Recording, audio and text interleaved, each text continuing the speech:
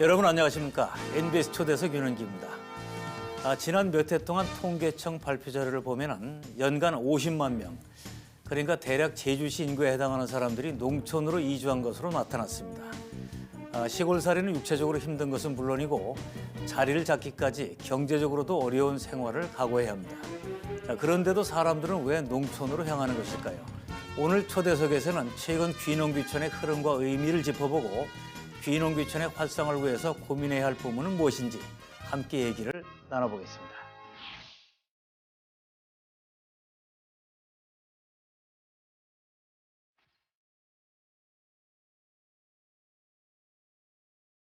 국내에서는 이제 김치나 그 용도로 사용되지 않다 보니까 이게 시장이 확대되지 않고 있는데, 저희 같은 경우는 현재 이거를 이용해서 코끼리 마늘과 꿀을 이용한 가공품 생산을 하고 있습니다.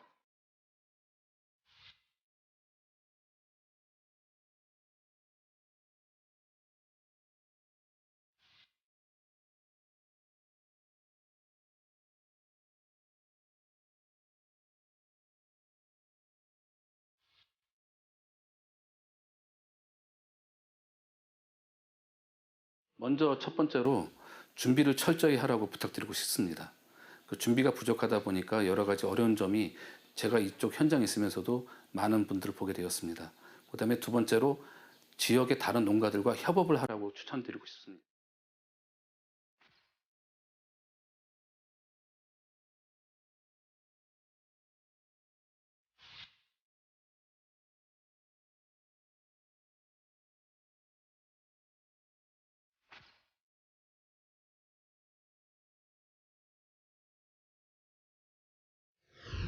예, 오늘은 귀농귀촌 전문가를 모셨습니다. 연암대학교 최상헌 교수님입니다.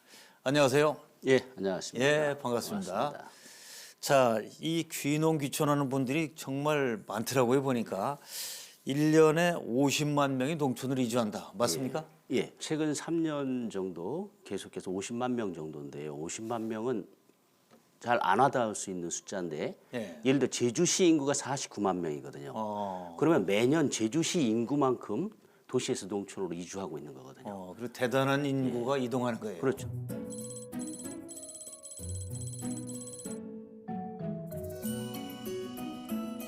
이런 귀농귀촌 인구는 증가할 것으로 전문가들이 예측하고 있고, 또 이 중에 한 2만 명 정도는 실제로 농업에 종사하는 귀농인이고요. 대부분은 귀촌인으로 분류되고 있습니다. 이렇게 도시를 떠나서 귀농귀촌하는 이유가 뭡니까? 여러 가지 이유가 있지만 일단 도시 생활에 지친 사람들이 많죠. IMF라는 터널에 무사히 빠져나왔지만 그 속에 내가 없었다. 그래서 도시 생활에 지친 분들이 많이 하는데, 농촌 환경이 이전보다는 좀 많이 나아졌거든요. 생활 환경도. 그리고 꼭 소득을 위해서 가는 것이 아니고 살아가는 방식을 좀 바꾸겠다 하시는 분들이 늘어난 것들이 아마 사회적 배경이 되는 것 같습니다. 예. 전에는 이제 귀농이라는 말을 주로 쓰다가 최근에는 거의 귀농, 귀촌 이렇게 쓰잖아요, 이게. 네. 자, 그게 이제 그 바뀌게 된 언제쯤부터 바뀐 겁니까, 이게? 원래부터도 귀농귀촌을 많이 쓰긴 했는데요. 예. 최근 5, 6년 전부터 귀촌인이 압도적으로 많이 증가하면서 예. 용어에서 꼭 귀농, 귀촌을 포함해서 얘기를 하는데요. 이 귀농과 귀촌은 약간 구분해야 되는 부분들이 있습니다. 귀농은 농업이나 이 농촌에서 내 생활비의 전부 또는 일부를 충당하는 경우는 귀농이고요. 농업을 통해서. 그렇죠. 귀촌은 거주 공간은 농촌으로 옮겼지만 소득은 다른 곳에서 얻는 거죠.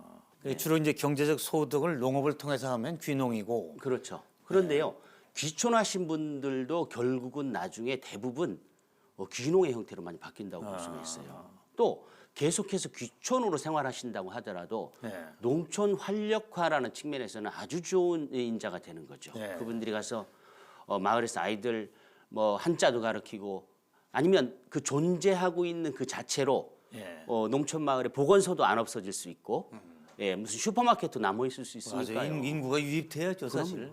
그래야 또 지속 가능해지는 건데, 특히 젊은이하고 여성들이 최근에 많이 귀농귀촌을 한다. 이건 좀 바람직한 현상 아닌가요? 바람직하죠. 농촌은 현재 평균 연령이 70세를 넘어설 정도로 완전히 고령화돼 가고 있거든요.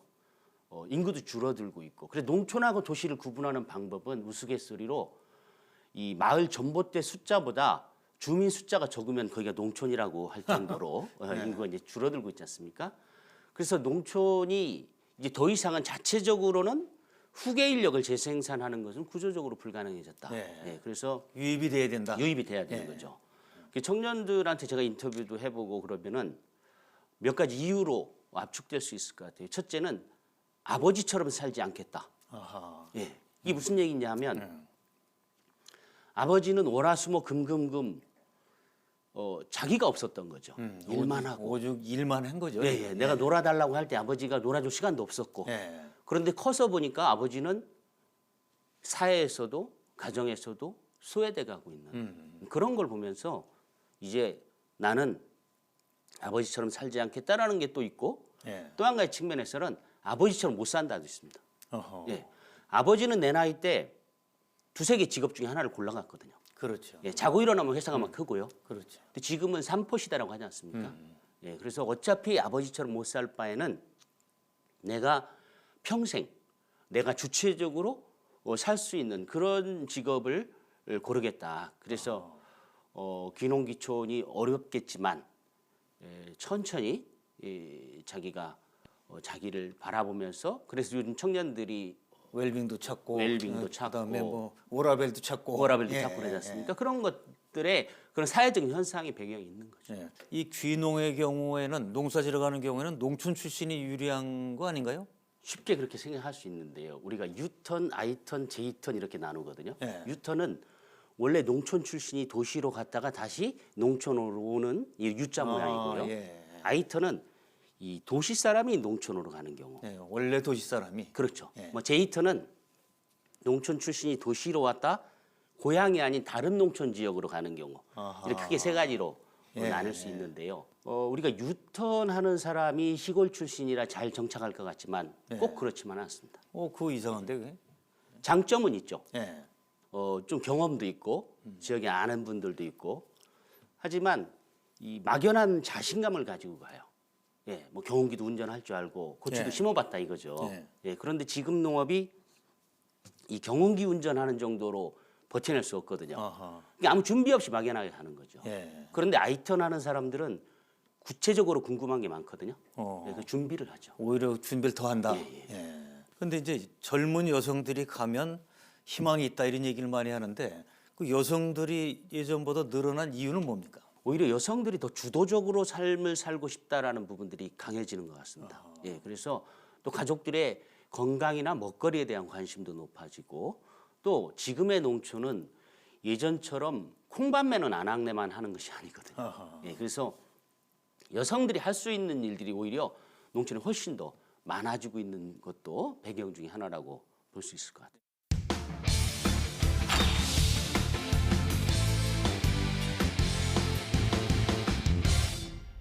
근데 이제 막상 도시에 살다가 귀농귀촌한다. 그러면 뭐 집도 마련해야 되고 뭘 농토도 마련해야 되고 돈이 주로 어디에 들어가는 겁니까? 지금 이주할 때. 아무리 가서 열심히 한다고 해서 소득이 나오지는 않죠. 예, 뭔가 투자를 해야 되거든요. 네. 그러면 예를 들어서 오이 시설하우스를 한다. 그러면 부부 경영 규모라는 게 있어요. 농업은. 예, 너무 많이 해도 적게 해도 안 되는. 그럼 오이 기준으로 보면은 이른바 우리가 시골에 가서 보이는 이 비닐하우스가 한 200평 정도 규모거든요. 예. 그게 한 7동 정도 필요해요. 어허. 예, 그러면 땅은 임대한다고 해도 그 시설을 투자하는데 약 1억 5천에서 1억 8천 정도. 많이 들어갑니다. 들어가네요. 예. 예. 어. 그다음에 거기에 퇴비도 사야 되고 종자도 사야 되고 해서 연간 운영비가 또 한 2천만 원 정도. 어허. 그러면 2억 정도는 가지고 있어야 시작을 하는데 예. 거기에 내가 살 집이나 또 생활비는 빠져 있는 거죠. 그렇죠. 예, 그래서 그거는 각자의 입장이 다르고 이른바 자기의 사회적 존엄성이라는 기준이 있을 거 아닙니까? 예. 예, 그거 추가되는 비용이 있는 거죠. 자, 돈도 가져가야 되고 네, 경우에 따라서는 목돈이 들어갈 수도 있는 상황이고. 네, 네. 자, 가서 이제 뭔가 했든 먹고 살려면 안정적인 소득이 농업이든 아니면 뭐 가서 가게를 하든 뭘 하든 간에 안정적 소득이 될 거고 특히 농업을 생산을 해도 이거 지금 제대로 팔로 같은 거가 쉽지 않을 것 같은데 어떻습니까? 그게? 그렇죠. 보통 저희가 통을 하나를 심으면 278개가 열린다고 하거든요. 어허. 예. 그런데 정말 막 열심히 해서 한 320개를 매단다고 해도 달라질 건 없습니다. 어허. 예. 그것은 예전에 저희가 먹을 것이 부족할 때 남보다 더 많이 생산하면 증산왕, 다수화강 상도 주고 돈을 더 벌 시대가 있었어요. 양이 돈이 때가 있었죠. 양의 농업이 있을 때가 있었죠. 그러던 것이 2000년대 들어와서는 품질로 바뀌었거든요. 예.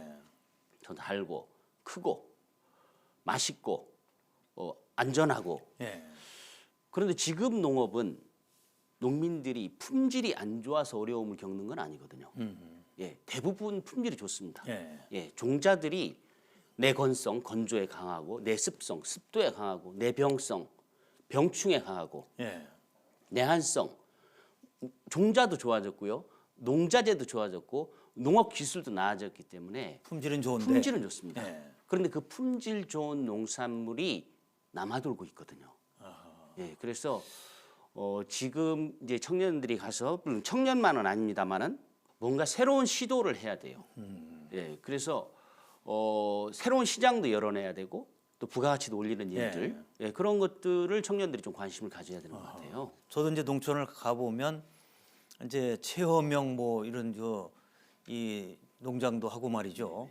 6차 산업을 하려면 어떤 것들이 또 필요합니까 이게? 공부를 많이 해야 될 것 같아요 우선. 그렇죠. 6차 산업은 1차 생산이죠. 예. 2차는 가공, 3차는 체험, 유통, 서비스 이런 것들을 1 곱하기 2 곱하기 3에서 6차 산업이라고 저희가 예. 얘기를 하거든요. 그러려면은 이제 생산뿐만이 아니고 2차나 3차 산업에 대한 전문적인 지식도 필요하고요. 그것들을 지역에서 이렇게 묶어낼 수 있는 연계 능력도 좀 필요합니다. 지역 단위로. 그렇죠. 지역 예. 단위였어요. 그래서 6차 산업도 정식 명칭은 지역 단위 6차 산업인데 우리가 줄여서 6차 산업, 융복합 산업 이렇게 표현하고 있거든요. 그러니까 나 혼자 열심히 한다고 되는 게 아니라 그 지역하고 함께하는. 아, 그럼요. 예, 그걸 잘 읽고 예, 예. 거기에서 또 말하자면 뭐라고 할까요? 자기 나름대로의 존재감도 있어야 되고 또 남을 도울 수 있는 능력도 있어야 그럼요. 되고 예, 도움을 받을 능력도 있어야 되고. 그거 굉장히 중요하죠. 그게 중요한 거네 그러니까. 한 예로 이 서울에서 카페를 하다가 예. 귀농 교육을 받고 귀농을 한 청년이 있는데요. 그 지역이 사과하고 옥수수를 많이 하는 이제 충북의 충주 지역인데요. 예. 처음에는 이제 귀농을 해서 덩달아 사과를 했어요. 예. 사과를 많이 하니까 지역에서. 그렇지 사과의 산지니까. 그렇죠. 그런데 사과가 1등품은 잘 팔리죠. 예. 모든 농산물은 1등품은 잘 팔립니다. 문제는 2등품을 어떻게 처리할 거냐 하는 문제거든요. 그래서 이 친구도 그 2등품 사과를 팔 수는 없으니까 가지고 효소를 만들었어요. 사과 효소를. 효소. 예, 예. 근데 사과 효소를 만들어도 이게 잘 안 팔리는 거예요. 예. 예. 그런데 주변을 보니까 지역 농민들이 옥수수를 많이 생산하는데 예. 옥수수 한 나무에 한 개 달거든요. 상품으로 팔 때는. 아 그런 거예요. 예, 옥수수는 한 나무에 한 개 매다는 게 기본입니다. 어허. 예. 예. 그런데 그거 한 개에 100원씩 팔고 있는 걸 보고 고민을 하기 시작한 거죠. 그래서 그 사과 효소를 가지고 그 지역에 있는 옥수수를 수매해서 사과 팝콘을 만들었어요. 사과 효소 팝콘을. 사과 처음 들어보는 소리인데. 예, 예. 그래서 이것이 이른바 GMO나 이런 것들에 대해서 우려를 하는 소비자들한테 크게 어필을 했고요. 예. 우리가 극장에 가서 보면은 팝콘을 많이 먹는데 짜지 않습니까? 예. 이건 짜지를 않아요. 어허. 그리고 또 맛있습니다. 맛 몸에도 좋고. 맞아요. 예. 그래서 이런 이 혁신적인 어떤 이 활동들이 본인만이 아니고 지역 농업인들하고 같이 연계해서 하다 보니까 이런저런 데에서 상금만도 한 2억 정도를 몇 차례에 걸쳐서 받고요. 예. 그 마을에 약 40억 이상이 유치됐습니다. 정부 사업이. 그래서 마을이 완전히 바뀐 사례죠.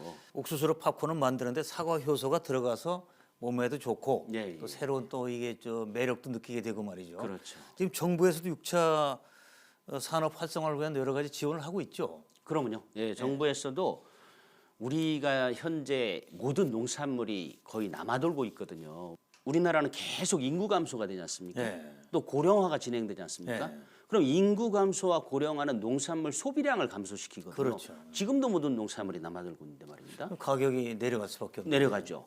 그다음에 수입 시장은 자꾸 개방되고 있고요. 심지어 이 농업 기술이 발달하면 농민이 더 어려워지는 일이 생길 수도 있습니다. 아하. 예. 그래서 토마토 하나 열리던 것이 종자가 개발돼서 막 두 꼬투리 열리면 토마토 가격이 정확하게 절반으로 떨어지는 거거든요. 공급 과잉 때문에. 예, 토마토 한 상자 먹던 집이 두 상자 안 먹으니까요. 예. 내지는 토마토 산업을 집중 육성하면 딸기나 사과가 덜 팔려요. 과일값 한 달에 5만 원 지출하던 가구가 10만 원 지출 안 하는 예. 제로섬 게임의 특성을 가지고 있지 않습니까? 대체성이 있으니까. 그렇죠. 예. 그래서 정부에서는 아까 그 사과효소 팝콘과 같이 이 사람께 팔리면 저 사람께 안 팔리는 것이 아니고 새로운 시장을 만들어내고 예. 그리고 거기서 부가가치를 올리고 또 거기서 얻어진 이익이 그런 가공업자 주머니로 쏙 들어가고 마는 것이 아니고 그리고 1차 농가로 수매도 하고 사람도 고용하지 않습니까? 1차 농가로 이익이 순환되도록 하자. 예, 그래서 정부에서 6차 산업을 많이 장려하고 있죠. 2차 가공을 하고 체험을 하고 이런 것을 하려면은 펜션도 그렇고요. 농촌 카페도 있고 농가 레스토랑도 있지 않습니까? 그때는 여러 가지 규제가 따라요. 예, 환경이나 위생이나 이런 부분들에 대해서요. 근데 농촌의 지금 환경이 그런 것들을 다 갖추는데 너무 어렵거든요. 농지에 대한 규제도 굉장히 많고요. 물론 농가 소득보다 중요한 것이 국토 환경 보전이고 농가 소득보다 중요한 것이 국민 위생 안전이죠. 하지만 이 6차 산업으로 현재 그런 요건을 갖춘 농가에 대해서는 경영체 인증을 해주고 있거든요. 그래서 인증받은 경영체에 대해서는 예외적으로 그런 절차나 행정을 간소화시켜주자 하는 것이 6차 산업 관련 법이 만들어져 있어요. 예, 그러면 단지 그렇게 인증받은 농가는 혼자만 배불리 먹는 것이 아니고 아까 말씀드린 함께 대로 사는 방법을. 지역의 농산물도 계약 재배해서 수매도 하고 또 와서 일용직으로 사람들이 일해서 소득도 가고 이런 건데 농식품부 입장은 굉장히 그게 강한데요. 이 국토부나 환경부나 이런 쪽 입장은 완전히 또 달라요. 부처 간의 입장이 다를 수 있죠. 매우 다릅니다. 그래서 법은 만들어졌는데 이런 세부 규칙 이런 거에서 보완이 안 돼 있어서 충돌이 일어나겠네 거기서. 매우 안타깝죠. 그러니까 이제 소위 6차 중에 1차 그 생산하는 분들이 너무 힘들다는 얘기도 하고 그분들이 또 일종의 어떻게 보면 박탈감을 좀 느끼는 현상이 있지 않나 싶어요 보면. 그것이 저희 지금 6차 산업의 가장 큰 어려움인데요. 나도 어려운데 농업 예산이 이렇게 파이가 정해져 있는데 이게 나한테 와야 되는데 이 중에 일부가 잘라져서 가공업자나 유통업자로 간다고 하는 피해 의식이 있거든요. 그럴 수 있겠어요. 그러니까. 그거는 결국은 그런 것들을 지도하는 중앙 정부나 지방 정부의 공무원들의 인식과 의식에 약간 문제가 있는 거예요. 1차 산업이 어려우니까 우리는 2, 3차 한다 아니고 1차가 중요하다. 그런데 생산만 가지고 어렵기 때문에 2, 3차를 활성화해서 거기서 얻어진 이익을 1차로 자꾸 순환하게 하자라는 것들에 대한 인지가 아주 중요한 그것이 부족한 부분. 또는 그것을 선정하고 평가하는 사람들의 문제. 이런 전문가 그룹들, 행정하시는 분들의 그런 인지 능력 부족이 그런 오해를 불러일으키거든요. 그래서 가끔씩 제가 이것은 이 오해와 오류가 한 군데에서 한 접점에서 만나면 6차 산업 재앙이 될 수 있다. 이런 얘기도 할 정도로 좀 그런 측면들이 있죠. 그동안 학교에서 이제 미래의 농업인들을 많이 육성한 거 아닙니까 지금? 일단 무슨 보람을 크게 느끼시겠어요? 보람하고 아픔이 같은 무게로 있습니다. 어떤 거예요? 보람은 뭐고 아픔은 뭔가요? 일단 아픔은 농업의 현실을 많이 좀 보고 있기 때문에 가끔씩은 마치 그 황국 신민에 대해서 전쟁터로 나가라고 하는 무슨 일본 앞잡이 같은 느낌이 들 때가 있어요. 어려운 데를 밀어내는 듯한 느낌. 그래서 그런 부분들이 늘 가슴 한켠에 이렇게 자리하고 있고 보람은 우리 청년들이 가서 잘 정착해서 뿌리내리고 있는 모습 볼 때도 그렇고 그래도 누군가 해야 되는데 그럼요. 농촌에 이렇게 젊은이들이 늘어나고 있는 거에 제가 한 획은 못 그어도 그 획 안에 한 점은 찍어가고 있다라는 부분에서는 정말 큰 보람 느끼고 있습니다.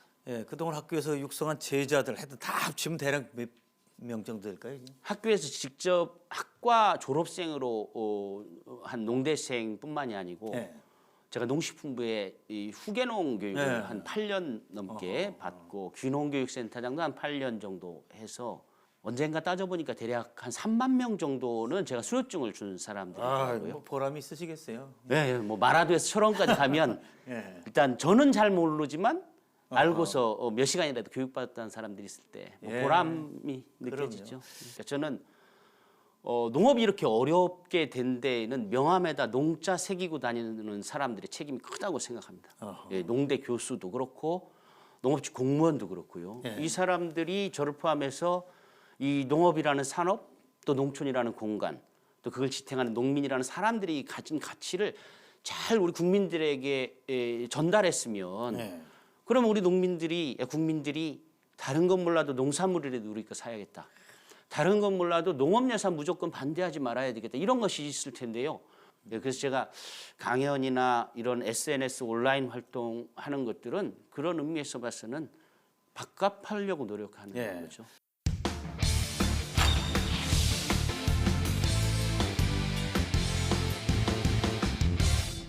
자, 귀농귀촌을 준비하는 분들 성공의 요인들도 많이 있지만 실패 요인이 있을 거란 말이죠, 이게. 네, 실패 요인의 핵심은 어떤 것들입니까?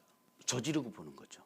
준비가 안 된 상태에서. 그렇죠. 어허. 예, 대개가 1년 정도 귀농 준비를 하거나 2, 3년 했다고 해도 집중적이거나 구체적으로 하지 않고 마음만 2, 3년씩 먹었던 분들이거든요. 예. 근데 저는 귀농은 2+1이라고 생각합니다. 예. 예.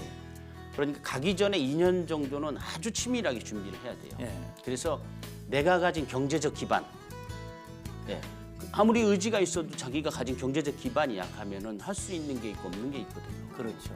그 다음에 이 나이나 체력도 고민을 해야 됩니다. 예. 또 한 가지는 지역도 고려해야 돼요. 예. 예. 지역. 예. 지역 고려사항은 어떤 겁니까? 그러니까 저희 대학에 있는 성화는 배가 유명하거든요. 성안배라고요. 그럼 배는 봉지를 씌워줘야 돼요. 예. 그런데 성안 분들은 하루에 5,000장 정도를 봉지를 씌웁니다. 익숙해져 있기 때문에요. 그런데 이 논사는 딸기를 많이 하지 않습니까? 예. 논산 분들은 1,000장 정도도 어려워요. 안 해봐서. 안 해봤어요. 이 지역의 특성이 예. 되게 중요하죠. 내가 지역이 결정됐으면 그 지역에 특화된 품목들 중에서 우선적으로 검토하고 아니면 내가 품목이 결정됐으면 그 품목이 특화된 지역을 우선적으로 검토하는 게 100m 달리기 할 때 2, 30m 앞에서 가는 거와 비슷하다고 볼 수 있죠. 저는 사계절을 경험해봐라. 예. 예. 그러니까 보통 봄과 가을에 귀농에 대한 욕구가 커지거든요. 봄, 가을, 풀. 예. 예. 뭐 젖소들이 한가롭게 풀을 뜯고 있고 아이들이 돌판에서 막 뛰어놀고 부부가 잔디밭에 누워서 지는 석양해를 다 바라보는 걸 꿈꾸는데요. 예. 잔디밭에 그 소나 염소 분뇨가 많아서 실제로 가보면 눕지 못합니다. 어. 현실과 이상의 차이가 크죠. 그렇지.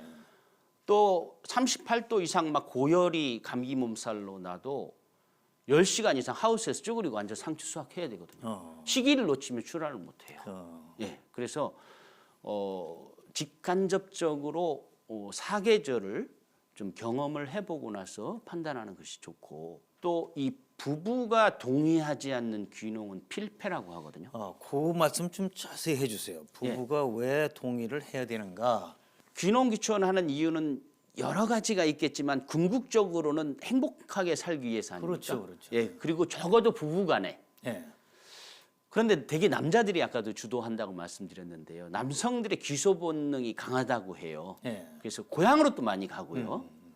근데 본인에게는 귀향이지만 자칫하면 아내에게는 귀양이 될 수도 있지 않습니까? 귀향이냐, 귀향이냐. 그러니까요.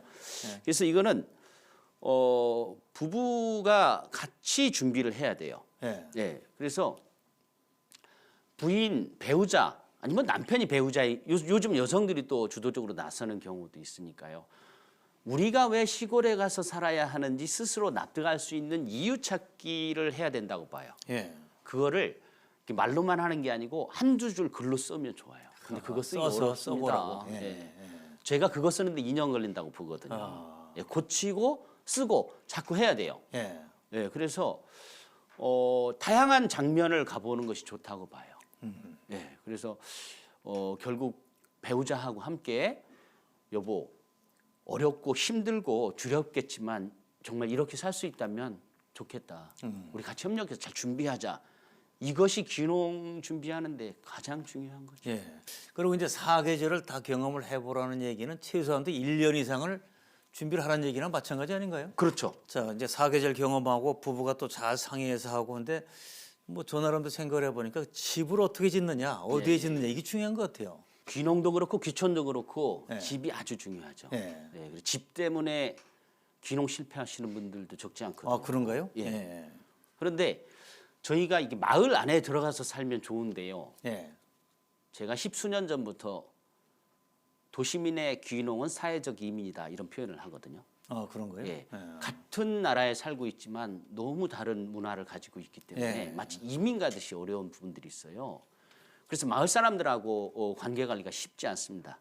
예. 그래서 정이 안 되면은 마을 맨 끝나는 집에서 150에서 한 200m쯤 떨어진 곳에 집을 구해 사는 것도 좋습니다. 아, 끝나는 지점에서 약간 더 그렇죠. 네. 그러면 이른바 우리가 귀농 얘기할 때 그러지 않습니까? 어르신들이 새벽에도 막 벌컥벌컥 문 열고 들어오고 개인 네. 생활이 뭐 보장이 안 된다 이런 얘기들은 많이 하는데요.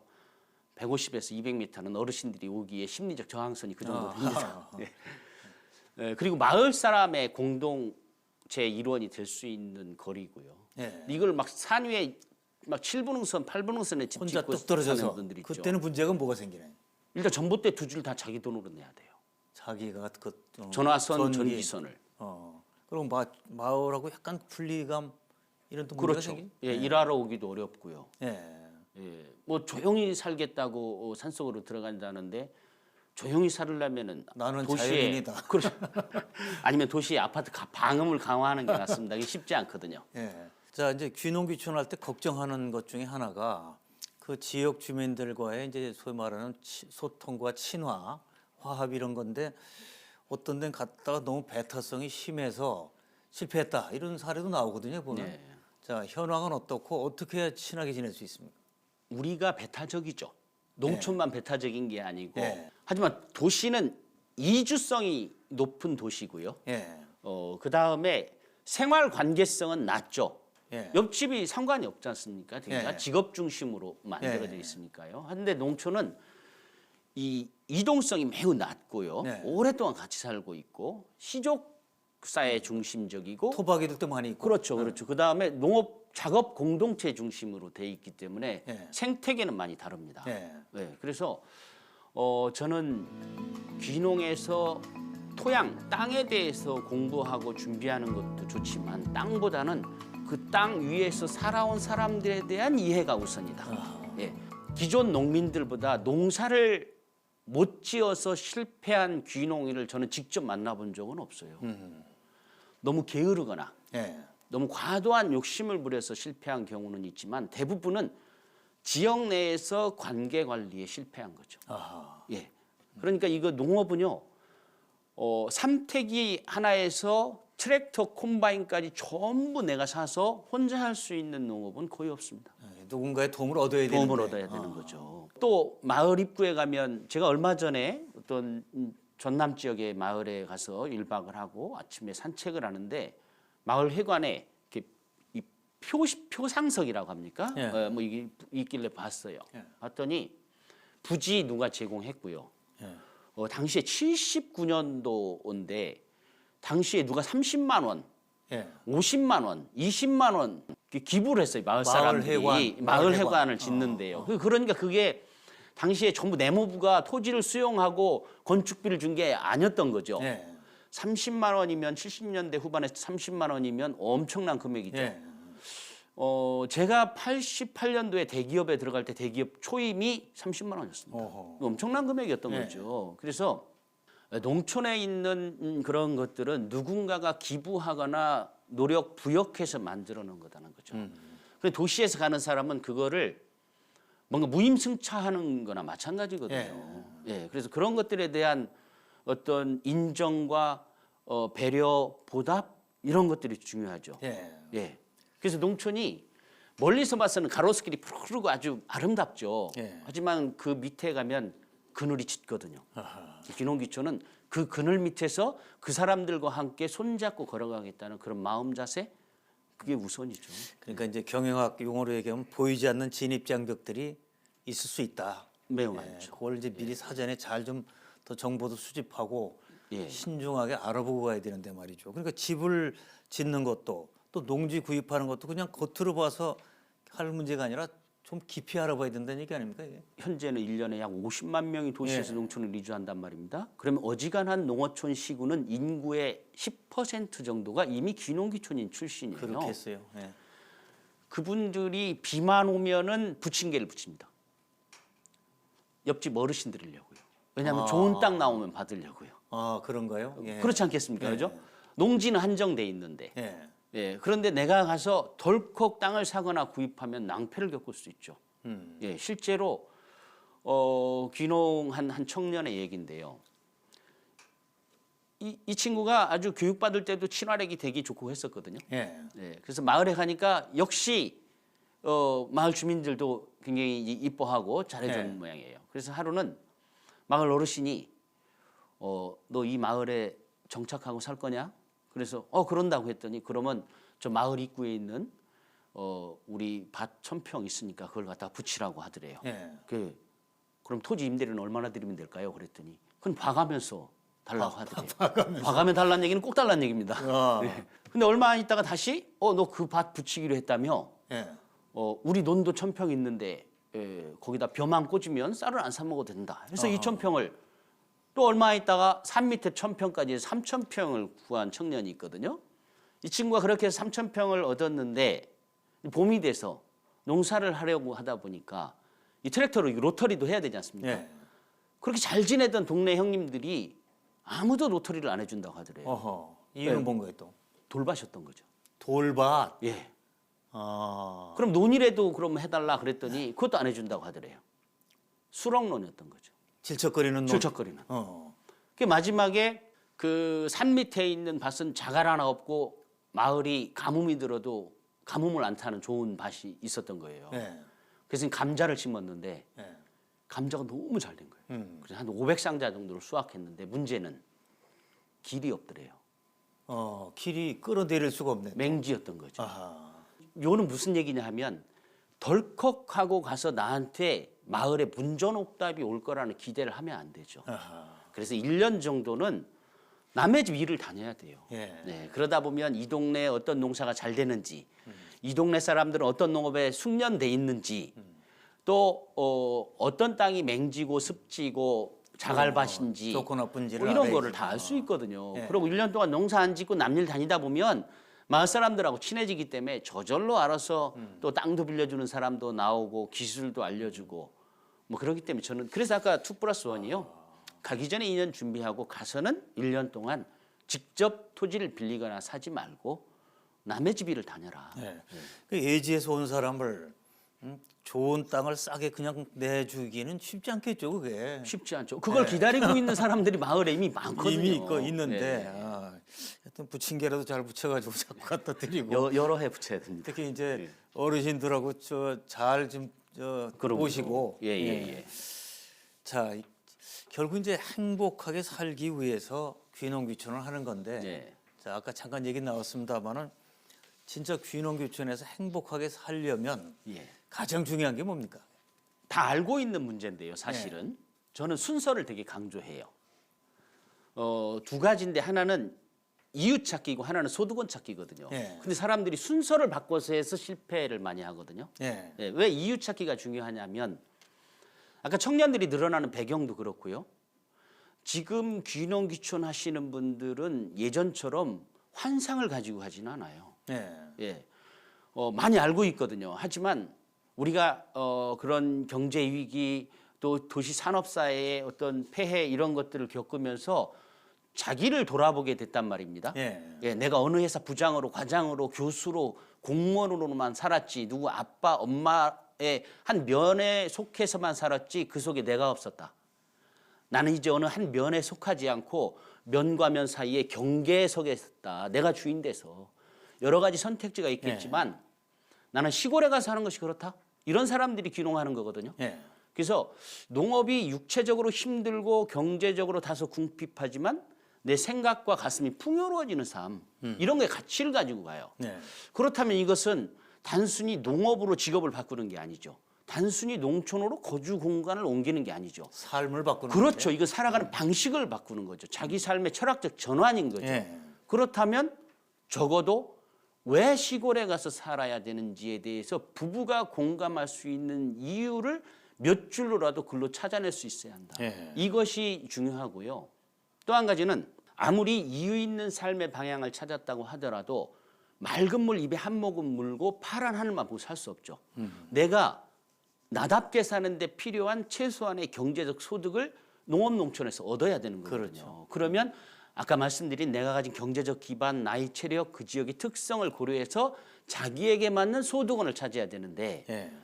이걸 되게 다 알고 있으면서도 문제는 소득원부터 찾아요. 예. 이유 찾기를 가볍게 하고 아하. 건강이 도시 생활이 싫어서 이렇게 밀어버리는데 제가 현장에 가서 많은 이런 귀농귀촌인들을 만나면은요, 이른바 성공한 사람들이요, 이분들을 인터뷰를 해보면 되게 한 7, 8년쯤 된 분들이 예. 많은데요. 인터뷰 말미에 되게 이런 얘기들 하십니다. 그런데 내가 왜 귀농했는지 모르겠어요. 왜요? 그러면, 교수님 이거 보시기에 돈이 얼마나 들어간 것 같아요? 그럼 4, 5억 들어갔겠습니다. 그러면 보이는 건 4, 5억이고 뒷곁에 쌓아놓은 것까지 하면 6, 7억은 되는데 도시에서 이 정도 투자했으면 제가 돈은 더 벌었습니다. 그리고 천천히 살고 여유 있는 삶을 살겠다고 왔는데 농촌이 더 여유가 더 없습니다. 받고. 예. 안 보일 때 일어나서 안 보일 때까지 일합니다. 예. 제가 이 정도로 열심히 일했으면 훨씬 돈 더 벌었을 테고요. 예. 병충해 방제, 토양 비료, 마케팅, 홍보국까지 공부할 게 산더미라서 제가 학교 다닐 때 이렇게 공부했으면 명문대 갔습니다. 이런 얘기 하거든요. 그러면서 처음에는 그 두렵고 그래서 못 모르고 열심히 했는데 남들이 이렇게 뭐 성공했다고 하고 이렇게 인터뷰도 오고 할 때 이때쯤 돼서부터는 일하다가 삽자를 꽂아놓고 멍하니 그런 생각할 때 많대요. 근본적인 생각 다시 네, 또 한번 내가 왜 귀농했는지 모르겠다고 하잖아요. 그런 분들이. 그게 1번이거든요. 네. 그러니까 2번 소득원 찾기에 중점을 두고 열심히 해서 2번은 갖췄는데 늦게 가서 1번에 대해서 다시 질문을 하는 분들이 많은 거예요. 그래서 1번부터 해야 돼요. 근본 문제부터 다시. 그렇죠. 귀농귀촌을 하는 분들이 많기 때문에 또 지금 아마 구상하시는 분들이 많이 계실 텐데 그 정보를 좀 자세한 정보를 제대로 많이 얻으려면 어떤 예. 방법이 좋습니까? 먼저는 농식품부에서 하는 귀농귀촌 종합지원센터가 있거든요. 이 센터는 그 양재동의 AT센터에 이제 위치해 있고요. 농지를 구입하는 문제, 또 다양한 교육들이 있는데요. 그 나한테 맞는 교육은 어떤 교육이 필요한지 온라인 교육도 있고 오프라인 교육도 있고 합숙 교육도 있고 당일 교육도 있고 이렇거든요. 그런 것들 그리고 또 자금 지원하는 부분들. 그래서 농지, 자금, 주택, 금융 이런 분야별 전문가가 아주 상주해서 상담을 해줍니다. 그리고 귀농을 한 선배들 중에서 잘 하는 분들을 뽑아서 귀농 닥터로 임명을 합니다. 예, 이 부분은 예전에 귀농귀촌 현장 지도 교수 해서 제가 이거를 2009년도에 아이디어를 내서 예. 시작을 한 부분들인데요. 예. 지금 이제 귀농 닥터로 이제 확대가 돼 있고요. 한 사람한테 5번까지 무료로 서비스를 해줍니다. 그러니까 선배 귀농인에게 자문을 받고 그러면 그 자문을 해준 귀농 닥터에게는 나라에서 어느 정도 수당을 주니까 본인은 자문만 본인 받으면 부담 없이. 예, 되는 거고요. 또 전국에 시군 농업기술센터가 있어요. 예. 거기에서는 자체적으로 귀농 상담센터들을 운영을 하고 있거든요. 지역마다 달라요. 예. 예, 그래서 그 지역에 맞는 작물이라든지 그 지역의 마을 현황 그리고 그 지역의 어떤 자금이나 지원해주는 사업 예. 그리고 그 지역 내에 있는 농업인들을 또 멘토를 해주는 그런 일들을 해주니까 크게는 먼저 귀농귀촌 종합지원센터를 예. 방문해보고 그 다음에 시군의 농업기술센터를 적극적으로 활용하는 것이 좋다고 볼 수 있죠. 제가 말씀 들어보니까 반드시 거기를 활용을 해야겠어요. 그렇습니다. 예. 예, 예. 자, 그리고 이제 해마다 조금씩 달라지는 것도 있을 텐데 올해 특히 그 지원 사업 중에 눈여겨볼 만한 게 뭐가 있을까요? 저희가 지금 40대 이하의 경영주 비율이 1.1%에 불과합니다. 그래서 나라에서는 이 청년 농부들을 대상으로 해서 또 집중적인 지원책을 펼치고 있는데요. 한 달에 최대 100만 원씩 3년 동안 수당을 주는데요. 이것은 단군 이래 최초의 농민 월급제라고 볼 수 있는 거거든요. 첫 해에는 매달 100만 원씩, 2년 차에는 90만 원씩, 또 3년 차에는 80만 원씩 이렇게 차등해서 지급을 해주고 있는 청년 창업농 영농정착 지원 사업이라고 있습니다.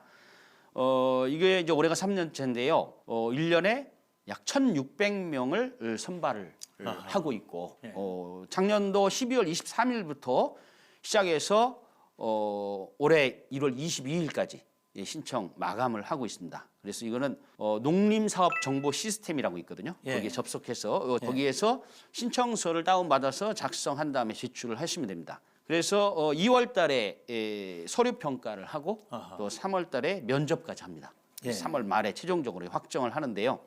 나이 제한이 있습니다. 이것이. 그래서 18세에서 만 40세 미만이고요. 영농 경력이 이 부모님한테 얹혀서 그냥 농사를 돕는 사람이 아니고 자기가 농업 경영체를 등록했거나 할 예정인 이 독립 경영체를 대상으로 하고 있습니다.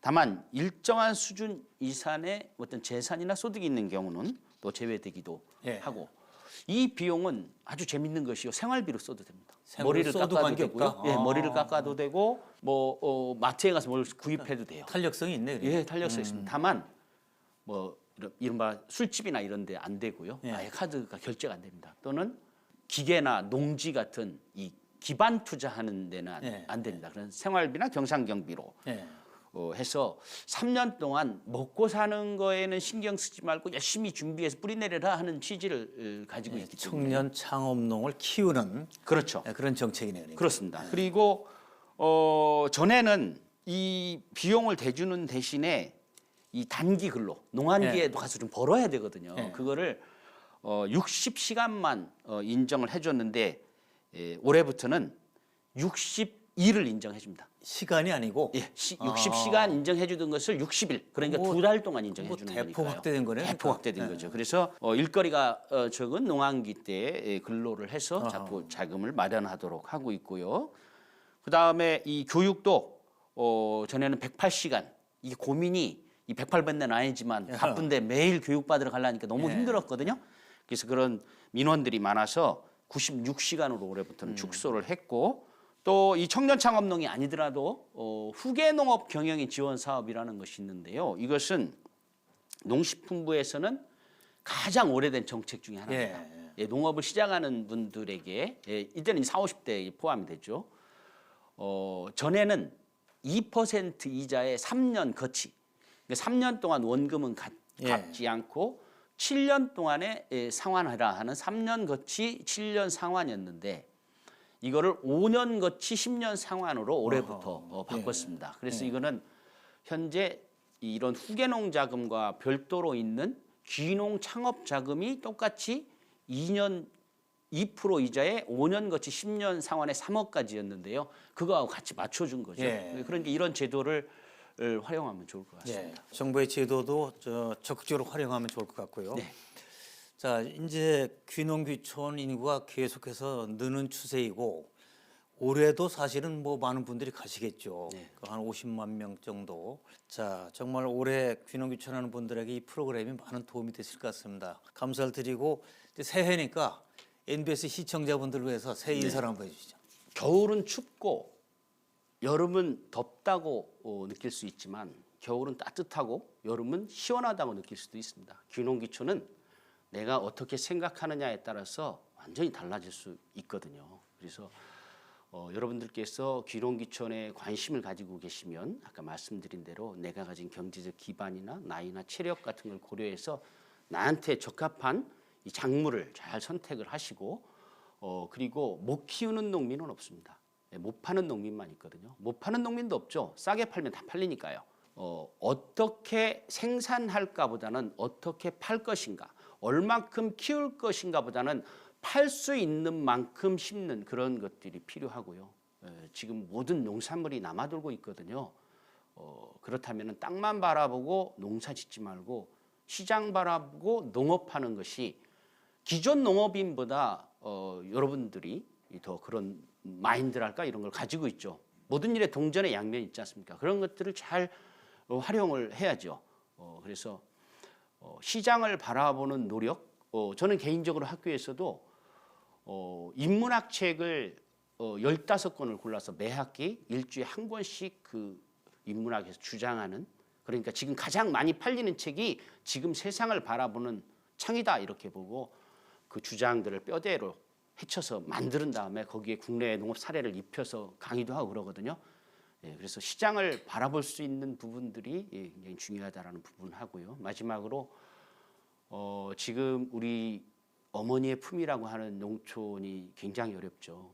하지만 나라가 살려면 농촌이 살아야 하고 농민이 살아야 국민이 산다고 하지 않습니까? 이 농촌은 단순히 식량 생산 기지만이 아니고 우리에게 엄청나게 많은 공익적 기능을 제공하고 있습니다. 지금 청소년 3명 중에 1명이 2주 이상 우울증을 앓고 있고, 그러다 보니까 OECD 국가 중에 청소년 자살률 1위, 65세 이상 노인 자살률도 그렇고, 작년에 16년 연속으로 국가 자살률 1위를 했다고 하지 않습니까? 이것은 전 세계 유례가 없는 눈부신 경제 성장 한강의 기적을 우리가 만들어냈지만 그 한강의 기적이 부메랑이 돼서 대한민국 사회의 심장을 겨누고 있는 거죠. 이런 도시의 사각형 회색빛 짙은 그늘이 만들어낸 지표들을 치유할 수 있는 것은 이제 녹색의 곡선의 농촌이라고 생각합니다. 여러분들이 귀농을 하시든 또 안 하시고 도시에 계시든 이런 방송을 통해서 우리 농촌이라는 공간 또 농업이라는 산업, 그걸 지탱하는 농민이라는 사람들에 대한 이해가 좀 깊어진다면 하는 바람을 갖습니다. 고맙습니다. 자, 오늘 귀한 말씀 감사합니다. 예, 고맙습니다. 최근 시대적 흐름으로 이어지고 있는 귀농 귀촌 행렬은 참으로 다양한 일입니다. 열강에 의한 패권 전쟁이 벌어지던 시절에는 나라의 주권을 지켜내는 것이 중요했겠지요.